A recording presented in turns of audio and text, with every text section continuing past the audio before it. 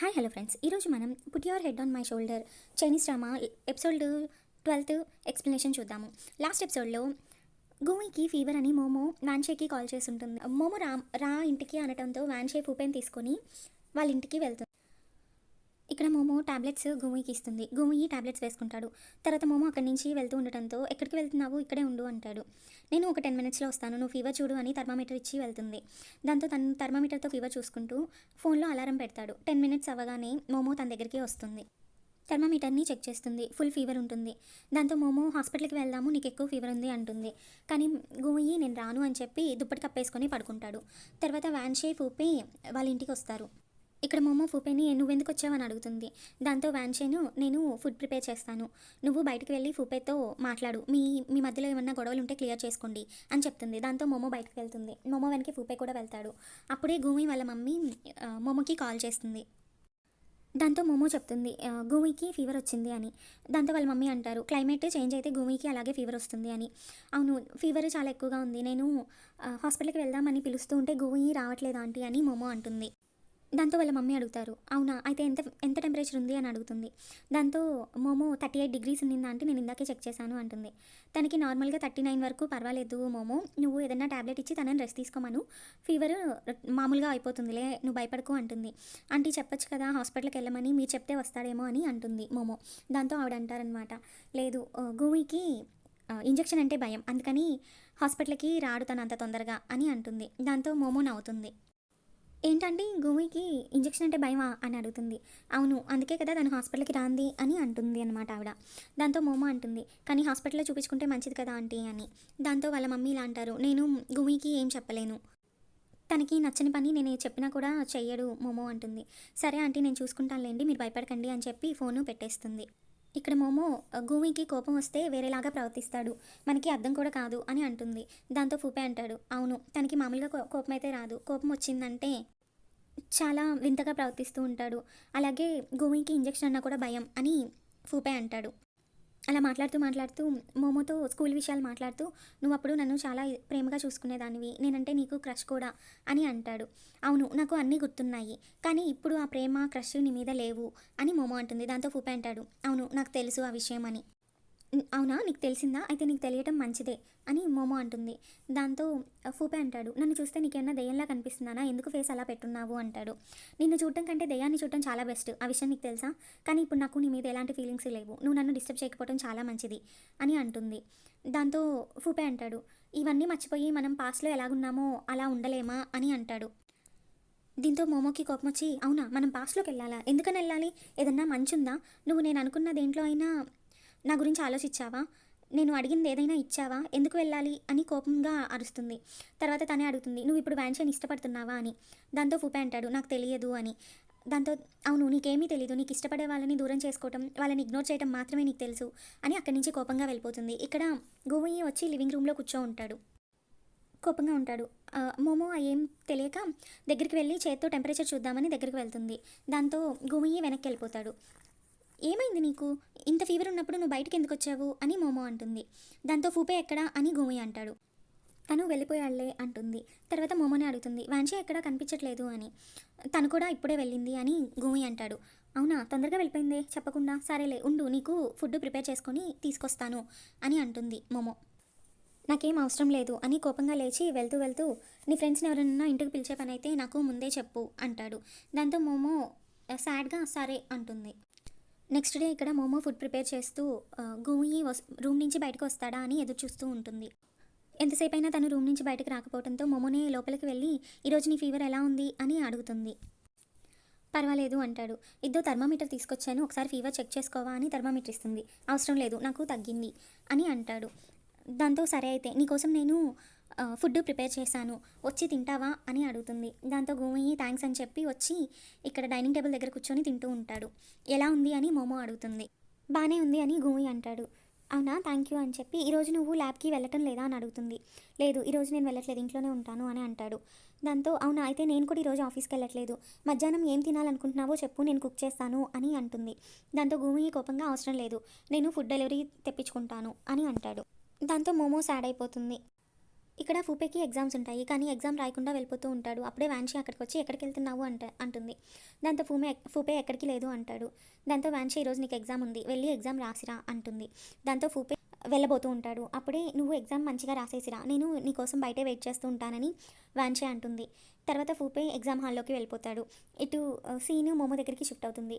తను last day రకరకాల juices తెచ్చుంటుంది కదా, వాటిని టేస్ట్ చేస్తూ లివింగ్ రూమ్లో కూర్చో ఉంటుంది. అలాగే వాటి గురించి రాస్తూ ఉంటుంది. దాంతోపాటు గూయి రూమ్ వైపు చూస్తూ ఉంటుంది, కానీ గూయి బయటికి రావట్లేదు. సో గూయి వింటాడేమోనని జ్యూస్ తాగుతూ రకరకాల సౌండ్స్ చేస్తూ ఉంటుంది మోమో. అప్పుడే గూయి బయటకు వచ్చి వాటర్ తాగేసి మళ్ళీ రూమ్లోకి వెళ్ళిపోతాడు. దాంతో మోమో మళ్ళీ సాడ్ అయిపోతుంది. ఇక్కడ సీను ఫూపే దగ్గరికి షిఫ్ట్ అవుతుంది. ఇక్కడ ఎగ్జామ్ హాల్లో కూర్చొని పేపర్స్ రాస్తూ ఉంటాడు ఫూపే. అలాగే వాన్షియన్ మాటలు గుర్తు తెచ్చుకుంటూ ఆగుతూ రాస్తూ మోమోని గుర్తు తెచ్చుకుంటూ సాడ్ అవుతూ తర్వాత వాన్షియన్ గుర్తు తెచ్చుకుంటూ అలా లాస్ట్కి పేపర్స్ రాసి ఇచ్చేసి ఫూపే బయటికి వస్తాడు. ఇక్కడ డోర్ బెల్ మోగటంతో మోమో వెళ్ళి డోర్ ఓపెన్ చేస్తుంది.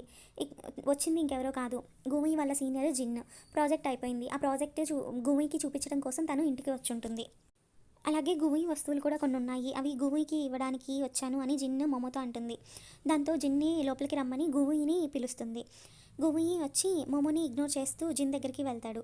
దాంతో మోమో సాడ్ అవుతుంది. తర్వాత జిన్ అవి గూయితో అంటుంది, నీ వస్తువులు కూడా నేను తెచ్చాను, నీకు ఇప్పుడు ఎలా ఉంది, ఫీవర్ తగ్గిందా అని జిన్ అడుగుతుంది.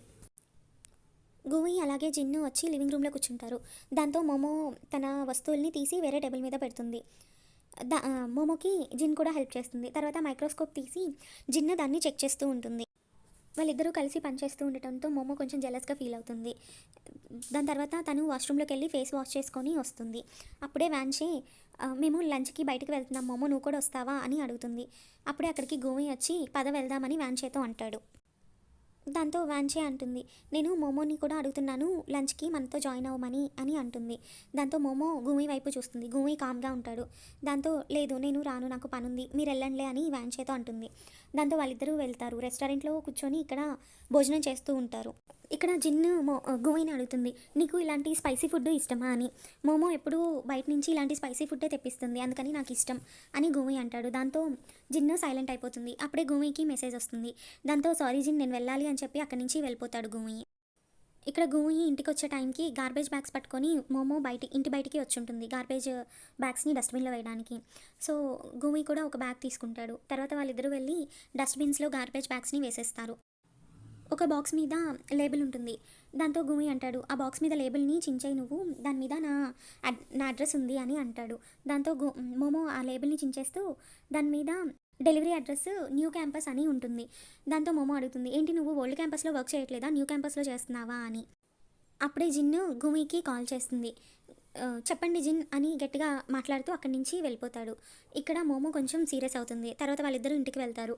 అక్కడ కూడా సీనియర్ జిన్ అంటూ మోమోని ఎగతాళి చేస్తాడు. ఇక్కడ సీను షిఫ్ట్ అవుతుంది.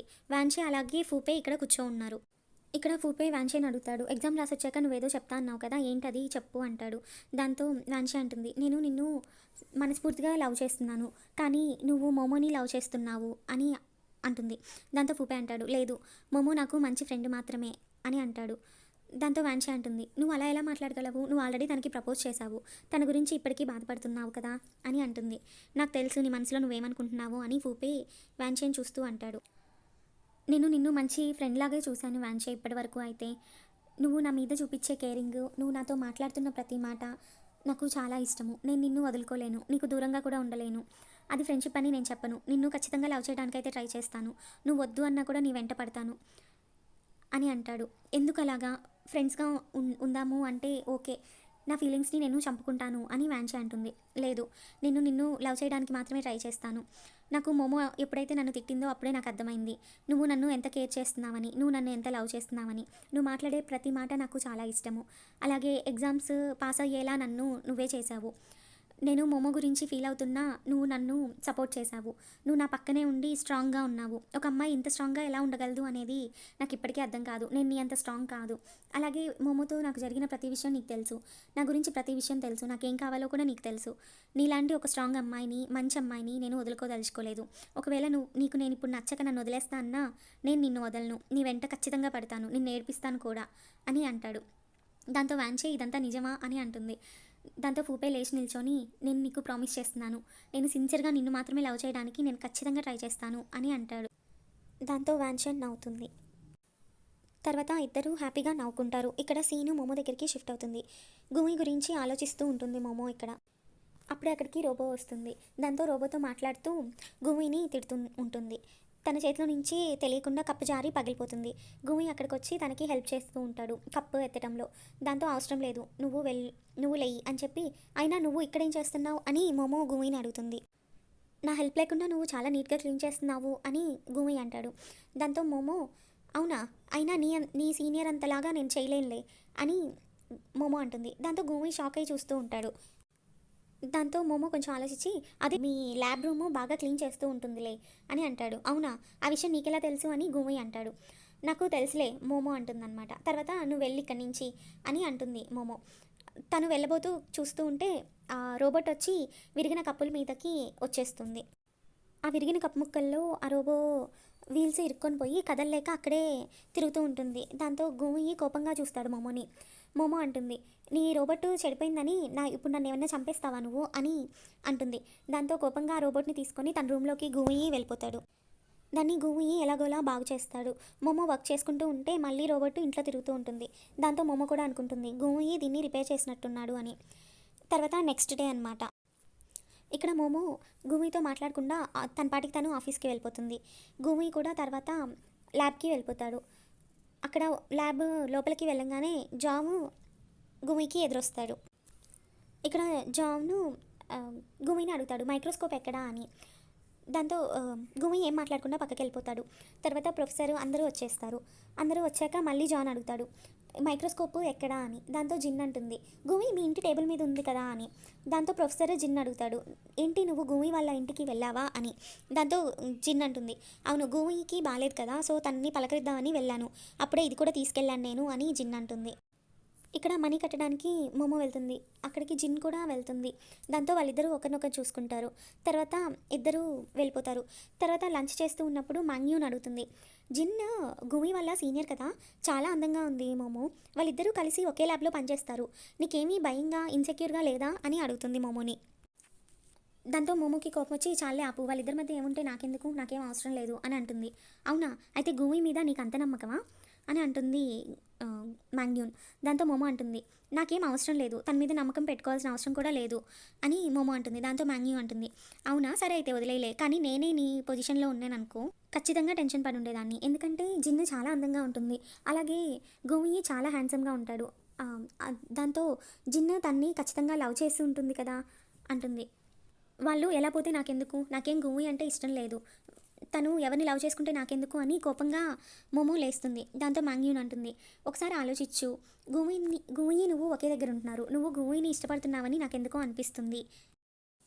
దాంతో మాంగ్యూన్ అంటుంది, నేను బ్యాడ్ గర్ల్ని, బాయ్స్ బ్యాడ్ గర్ల్స్ని ఇష్టపడతారు తెలుసా అని అంటుంది. అప్పుడు మాంగ్యూన్కి ఏకే మెసేజ్ చేస్తాడు. ఆ మెసేజ్ చూసి తను సరే అయితే నేను వెళ్తున్నాను నా బాయ్ ఫ్రెండ్ దగ్గరికి అని చెప్పి వెళ్తూ వెళ్తూ, జాగ్రత్త మోమో, ఇక్కడ బ్యాడ్ గర్ల్ ఉన్నారు అనేసి తను బయటికి వెళ్ళిపోతుంది. అప్పుడే మోమో దగ్గరికి జిన్ వచ్చి తన టేబుల్ మీద కూర్చుంటుంది. అంతే, ఇక్కడితో ఈ ఎపిసోడ్ అయిపోతుంది. ఇంకో ఎపిసోడ్తో మళ్ళీ కలుద్దాం. అంతవరకు